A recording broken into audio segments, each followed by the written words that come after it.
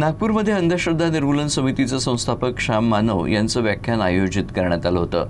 आपल्या भाषणात त्यांनी भोंदू बाबाकडून महिलांवर होणारं शोषण आणि निरपराध लोकांना जाळ्यात ओढण्याच्या विविध पद्धतींबाबत सविस्तर माहिती दिली। तसंच त्यांनी देशभरात उघडकीला आलेल्या अनेक भोंदू बाबांच्या प्रकरणांचा उल्लेख करत अशा प्रकारचं शोषण केवळ एका धर्मापुरतं मर्यादित नसून सर्वच धर्मांमध्ये होत असल्याचं स्पष्ट केलं।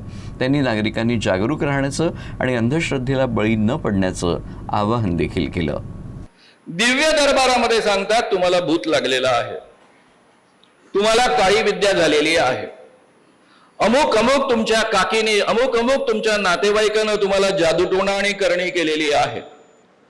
जादूटोणा विरोधी कायद्यानुसार एखादी व्यक्ती करणी करते, जादूटोणा करते, भूत लावते असं म्हणणं इटसेल्फ कायद्याने अपराध आहे आणि मिनिमम शिक्षा 6 महिने ते 7 वर्षापर्यंत कारावासाची शिक्षा आहे, 5 ते 50,000 रुपये दंड आहे। असं असताना हा कायद्याचं उल्लंघन करतो।